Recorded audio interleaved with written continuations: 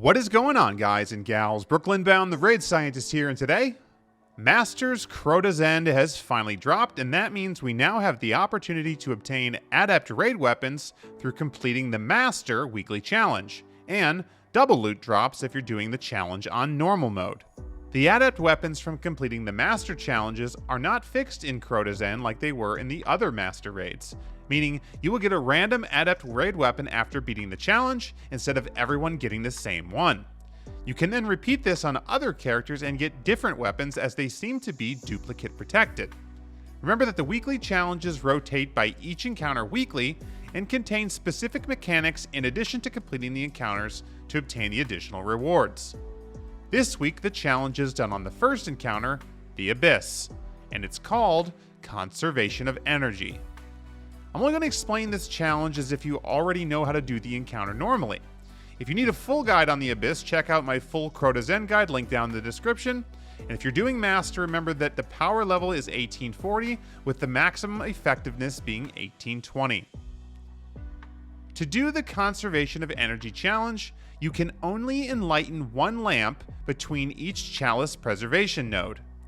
Recall that along the way, randomly, there are nodes where you can preserve the chalice and reset your timer. You have to preserve the chalice at all 5 nodes along the way in order to activate the final plate and build the ridge, so you can't skip them.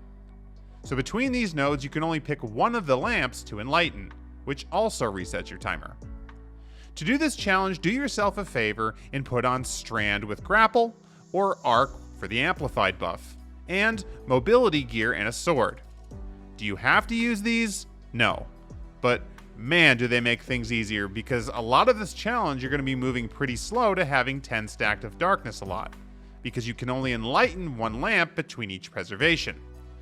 You're going to be needing to move from lamp to lamp pretty quickly, skipping a lot of them. Wave frame grenade launchers and weapons with explosive payload, Firefly and Dragonfly are also very nice to take out groups of Thrall.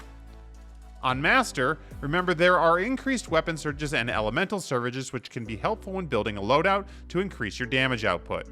Once you're ready, head off to the first lamp with the chalice, allow the first person to get enlightened, and then deposit it into the node. Remember there is always a node to preserve at the first lamp. Now, head off in search of the next preservation node, not stopping at every lamp. If your timer gets low, use the Enlighten player to enlighten one of the lamps and call out that you can't enlighten again until the chalice is preserved. Remember, a good strategy is only to have about 2 players enlighten maximum at a time. Having too many enlightened players makes it so you're very limited in who can take the chalice. Once you have 2 players enlightened, you can have 2 players just juggle the chalice back and forth, making sure they take it from each other before the bar gets full so those players don't get enlightened. This allows you to keep progressing and not having too many people drained of light. Overall, your goal should really be to get to each preservation node as quickly as you can.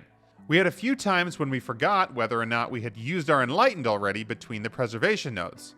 So be sure to over-communicate this so you don't accidentally enlighten twice and fail the challenge.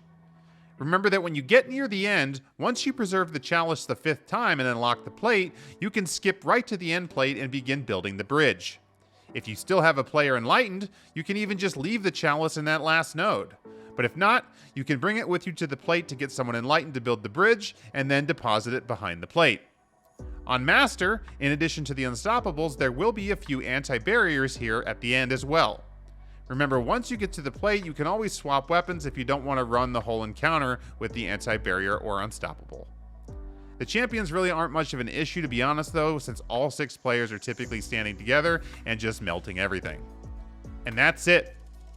Pretty simple, only enlighten once between each preservation node and survive the Abyss to complete the challenge and get your extra rewards. You're going to just have to go a little bit faster than you're used to so you can get to each one before the timer runs out. Best of luck in getting this done, everyone, and thanks for watching. We'll see you next time.